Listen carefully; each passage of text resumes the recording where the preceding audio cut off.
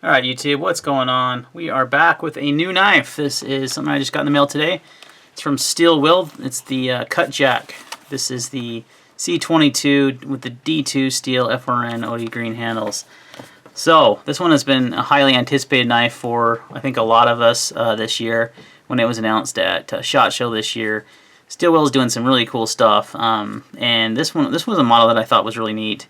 And I liked it quite a bit. And this is the budget offering. This is going to come in two different offerings. This is going to come in this budget style that's going to run about $40 to $50. And it's going to come in FRN. I know there's going to be like a green, a black.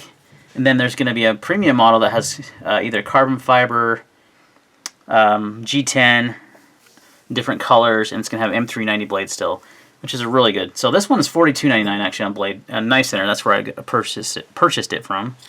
So before we get into it, let's go over the specs real quick. So you're looking at obviously a flipper with a high flat grind. You've got a 3.5 inch length blade with a 4.5 inch length closed with an overall length of 8 inches. D2 tool steel. I don't know why I had a hard time with that. I was like I was saying R2D2 over again. Blade thickness is 0.12, hardness 58 to 60. With a drop point, and again, black fiberglass reinforced nylon, so basically FRN, with a liner lock, and it weighs 3.5 ounces. Now, they also make a smaller version of this, the Cutjack Mini, which is a 3-inch blade. So I got the little bit bigger one, and it's actually a really good size. Like I said, it is a liner lock with a flipper.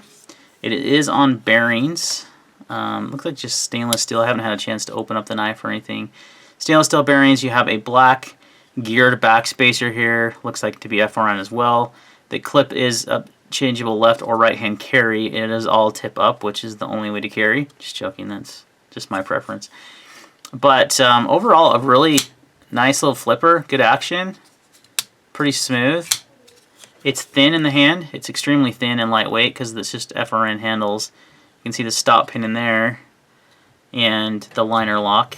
So pretty simple knife, but man, they executed it really good. It's got a good detent. It's a good looking blade. Look at the blade. It's got a nice like satin finish on it. Getting a little shadow. There we go. You can see the Steel Will logo there. It's got almost a little bit of a two-tone look to it. Not quite.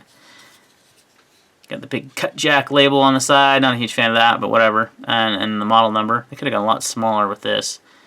A good looking blade though, and that high flat grind, it should be a very good slicer. Came very sharp out of the factory. So, first impressions are good. Ergonomics, let's talk about it.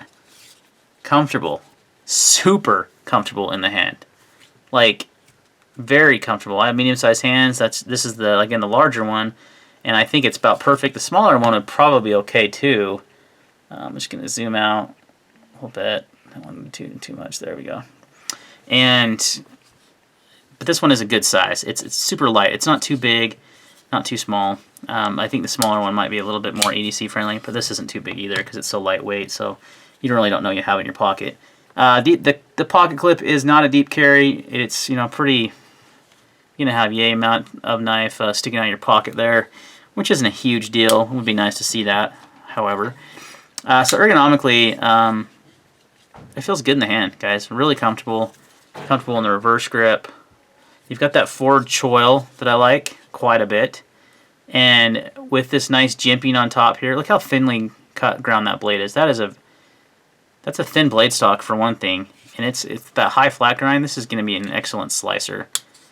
Nice flipping action. That choil, like I said, is super comfortable with that jimping. And then you can choke back right here, and then you still got that jimping. That jimping is like in a perfect spot, and it's not overly aggressive. It's just about right. So they killed it on the jimping. Really like the way the blade looks. I think it's really good looking. They nice finish on the blade. Yeah, you see that it's got a two-tone finish to it. It's nice.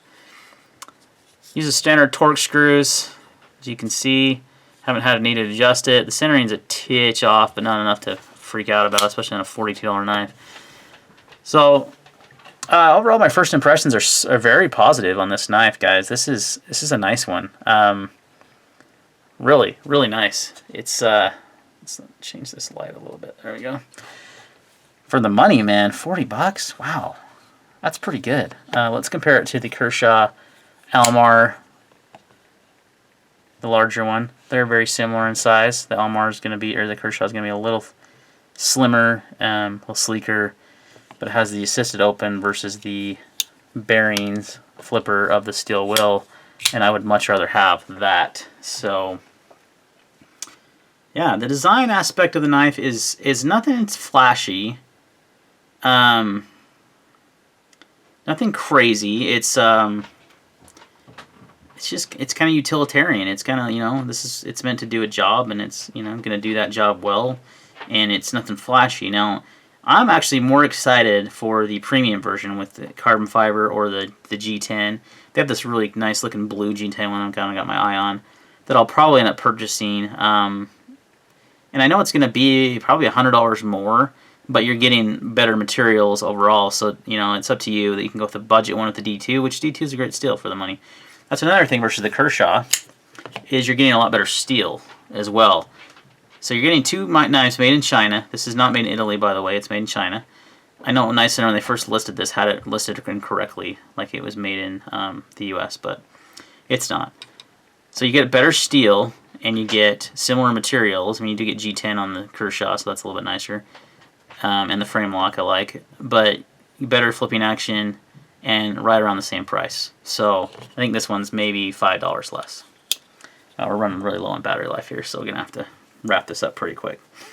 So yeah, I mean, this very well could be the best, this could be the best budget knife out in 2017. I mean, I can't picture, I mean, so there's a lot of year left. We're only at the end of April. But this one, you know, for under a $50 knife is going to be really hard to beat this year, guys. It's got great flipping action. It's got nice ergonomics, super comfortable, lightweight, slim. It's going to be a good slicer. Just a great EDC knife. And yeah, I could see this being hard to beat as far as, you know, what's the best budget knife this year. And I reviewed quite a few this year on the channel. And I got to say, this one is probably my favorite so far. I'm not usually a big fan of the FRN, but they've made it look like, I don't know, it feels like FRN, but it almost looks better, almost like it has that texturing and such, and almost makes it look like a better knife. So I like it. I'm excited for the premium one to come out. I'll probably end up getting that one. But yeah, overall first impressions are great on this thing, guys. It's going to be a home run for steel wheel for 42 bucks. I noticed that the black one came out as well as this OD green, and I noticed they were sold out again. So I don't know if they're still floating out there at dealers or what's going on. But well, my camera's going to die, guys, so I'm going to have to cut this one a little short. But overall first impressions of the Cutjack are excellent. I will do a longer, more in-depth review here soon. But this one's definitely going to be a winner, and yeah, I like it. Way to go, steel wheel. You may have produced the best budget knife this year. We'll see. Thanks for watching, guys. Have a good night.